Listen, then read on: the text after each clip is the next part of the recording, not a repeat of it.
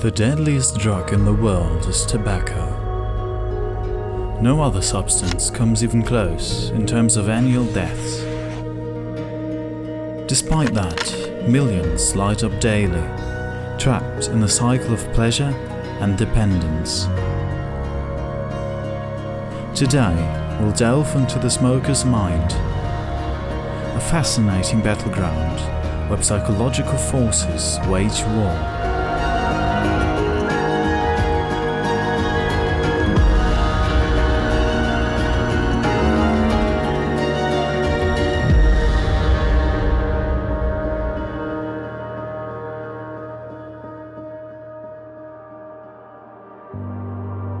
Smoking can undeniably be cool.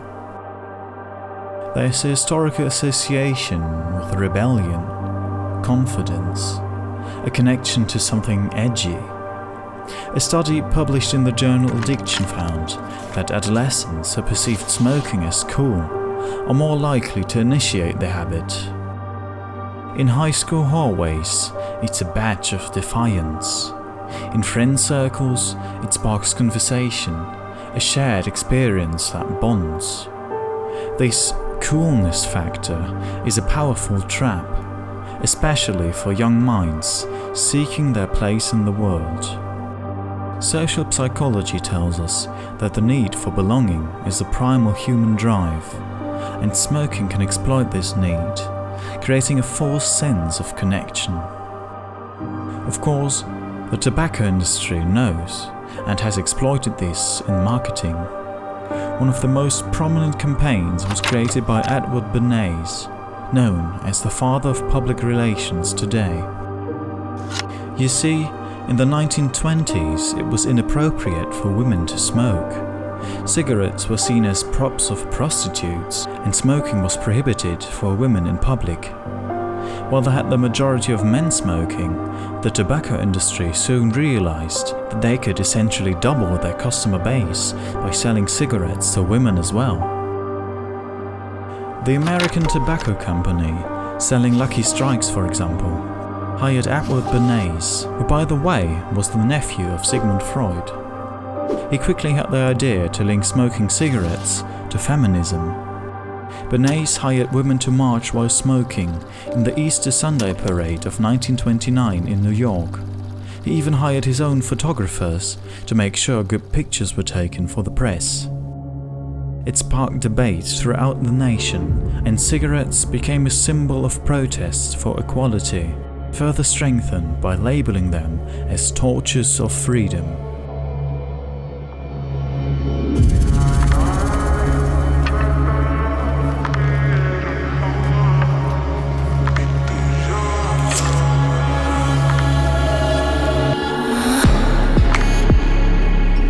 Imagine a secret society with a daily ritual, not chanting or sacrificing goats, but lighting up.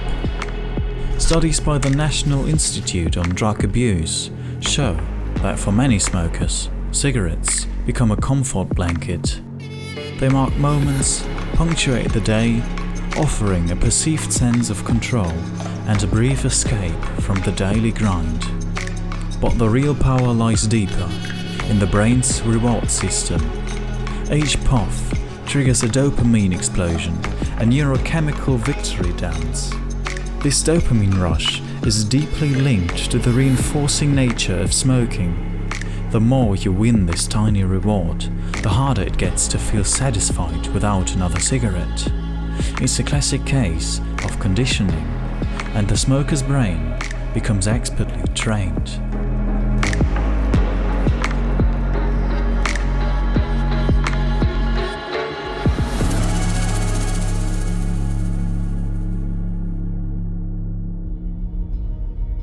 The smoker's mind is a master illusionist. We all know the risks, the costs, the shortness of breath, the nearing cancer. But somehow, many convince themselves they're invincible. A chosen one who escapes the health warnings. There's a phenomenon called optimistic bias, documented in several psychological studies, where people tend to underestimate their own risks of negative outcomes. It's a perfect example for the theory of cognitive dissonance. People feel a mental disturbance when their beliefs and actions are inconsistent and contradictory. The cognitions smoking is highly unhealthy and I smoke are in a dissonant relationship.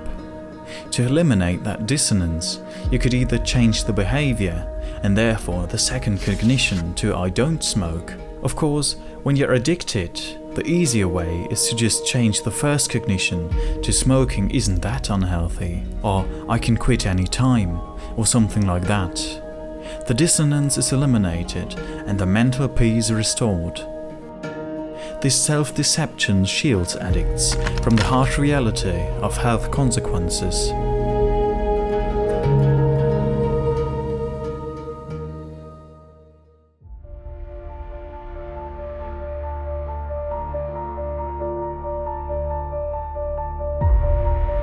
So, how do you escape this psychological maze?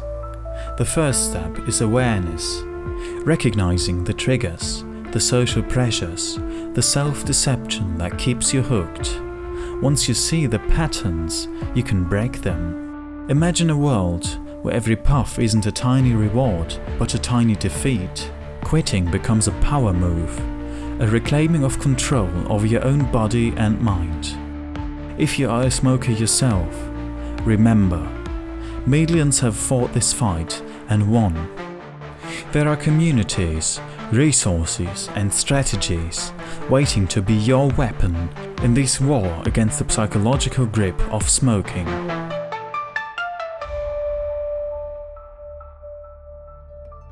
Smoking might seem like a personal choice, but it's a battleground in your mind. Understanding the enemy, the psychological forces at play, is the first step to victory.